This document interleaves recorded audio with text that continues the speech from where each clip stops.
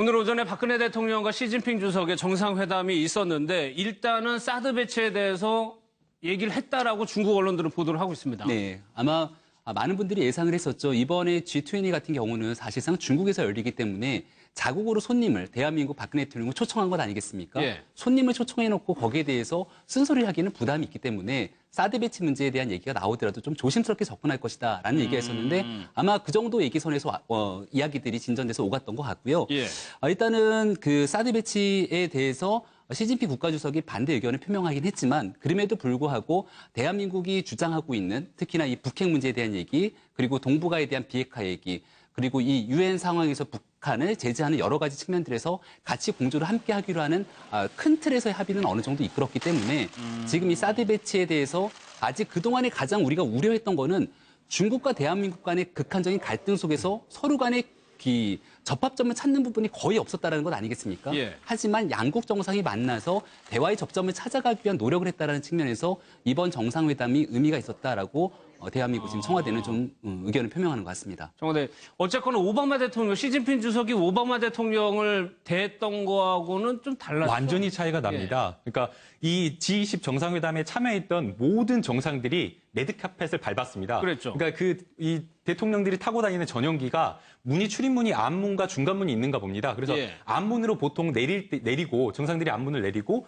이동식 계단, 레드카펫이 있는 이동식 계단을 설치를 해주는데 오바마 대통령만 그 이동식 계단을 주지 않아서 설치를 하지 않아서 그거는 중국 쪽에서 줘야 되는 중국에서 거니까. 준비를 해줘야 예. 되는 겁니다. 그런데 준비를 하지 않아서 오바마 대통령이 중간 그 비행기 지금 저기 보이는 레드카펫이 깔려 있지 않는 비행기에 달린 문을 가지고 내렸다고 합니다. 예. 그런데 이 문제가 지금 이 단순한 의전 실수만 있었던 게 아니라 지금 이 내리는 상황을 오바마 대통령과 함께 간 미국 기자단들이 사진을 찍으려고 하니까 중국 관계자들이 그걸 막았다고 합니다. 그래갖고 기자단이 너무 황당해서 아니 우리나라 대통령의 사진을 우리가 못 찍느냐라고 하니까 그래서 이제 미국의 관계자가 이제 항의를 하니까 예. 여기는 중국이다라고 이야기를 했다고 합니다. 예. 또 심지어는 이것뿐만 아니라 국가안보보좌관이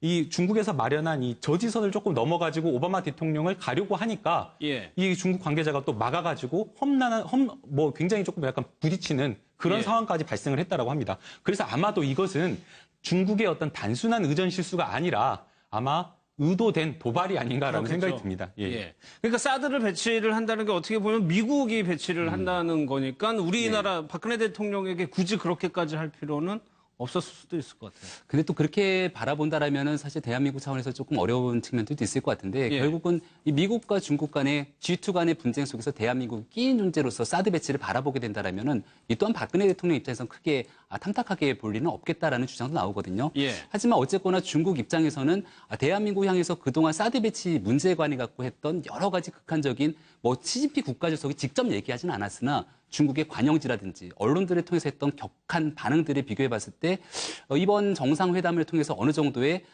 좀 논의점들 앞으로 발전할 수 있는 방향들을 찾아갈 수 있었다라는 측면에서는 예. 굉장히 긍정적이었다고 보고요. 중국 입장에서도 결국은 이 사드 배치 문제만 가지고 언제까지 대한민국이랑 적대적인 관계를 유지할 수는 없다는 겁니다. 그렇기 예. 때문에 특히나 경제 협력을 기반으로 같이 공통된 이익을 추구할 건 추구하더라도 차이점을 좁혀가기 위한 노력을 하겠다. 이 정도 신호로 볼 수 있지 않을까 싶습니다. 저는 이제 보게 되면 오늘 그 시진핑 국가주석이 그 G20 정상들을 이렇게 대하는 모습을 보고 예. 중국이 사드 문제를 어떻게 생각하고 있다라는 생각을 하게 된다고 생각이 시진핑 듭니다. 주석이 티가 납니다. 예, 예. 왜냐하면 우리가 생각을 해보면 2014년도에 아세안 정상회담에서 아베 총리와 뭔가 그렇죠. 인사할 때 그 기억 나지 않습니까? 예, 예. 아예 얼굴 쳐다보지도 않고 화난 표정을 딱 지어버리는 거. 근데 오늘 이 오전에 그 보도된 자료를 보게 되면 예. 굉장히 밝게 웃고 있습니다. 왼쪽이 지금 오늘인데요. 어제 그 인사인데요. 예. 굉장히 두 분 다 밝은 표정으로 짓고 있습니다. 그리고 만약에 이 사드가 북핵 문제로 인해서 뭔가를 우리가 사드를 도입했다라고 한다면 사실 중국 입장에서 화를 내야 될 입장은 한국입니다. 그런데 한국에게 직접적으로 화를 내지 않고 미국에게 뭔가 이렇게 도발을 했다라고 하는 것은 예. 아마 중국의 어떤 인식이 한국에서 북핵 때문에 사드를 도입했다라고 그렇게 이야기를 하지만 사실은 너희가 북핵 때문이 아니라 미국의 어떤 전략적 목적 때문에 어쩔 수 없이 그렇게 한 게 아니냐라는 나는 그걸 충분히 이해한다. 그런 정도의 어떤 중국의 어떤 이해가 있는 것이 아닌가라는 생각이 듭니다. 예, 알겠습니다. 시진핑 주석을 만나기 전에 푸틴 러시아 대통령하고 정상회담을 했는데 김명민 의원님 예.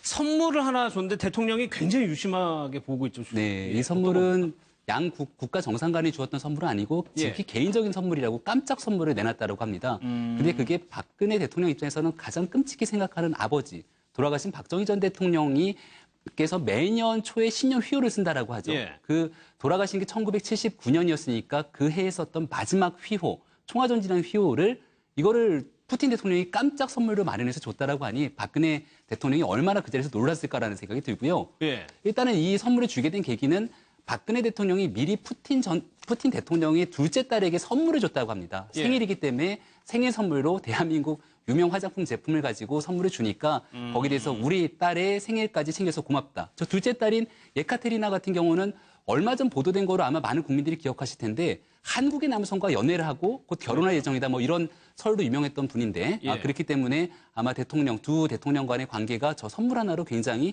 뜨겁게 가까워질 수 있는 계기를 마련했다. 이렇게 보는 시각이 있습니다. 예. 아마 이 휘호를 구입하게 된 아니, 왜 취득하게 가지고 된 있죠, 푸틴 그러니까요. 대통령이? 이 취득하게 된 경로를 생각해 보면 예. 푸틴 대통령이 그냥 가지고 있었던 건 아니라고 생각이 됩니다. 아마도 이 푸틴 대통령이 개인적으로 굉장히 지금 뭐 보게 되면 여러 가지 사례가 있는데요. 예. 2012년도에 본인이 어떻게 보면 국가를 어떻게 개발을 해야겠다라는 국가 경제 모델을 이야기를 하면서 박정희 전 대통령이 했던 70년대, 80년대 그 경제 모델을 연구하라라고 그렇게까지 했다라고 합니다. 예. 그래서 러시아의 어떤 가스, 천연가스 회사라든가 이러한 회사들도 어떤 우리 한국적인 모델을 가지고 연구를 해서 지금 그렇게 하고 있다라고 하는데 이 휘호를 어떻게 구입했냐라는 그걸 보게 되면 굉장히 노력을 한 것으로 보입니다. 예. 러시아에 원래 있었던 것이 아니라 인터넷에 이 휘호와 관련된 인터넷 검색을 해보니까 예. GLW라는 이니셜을 쓰는 익명의 미국인이 이걸 가지고 있는데 그 예. 미국이 2012년 당시에 인터넷상에 매매로 매는 물건을 이 러시아에서 구입을 한 것으로 생각이 됩니다. 알겠습니다. 여기까지 하겠습니다. 1분 뒤에 돌아오겠습니다.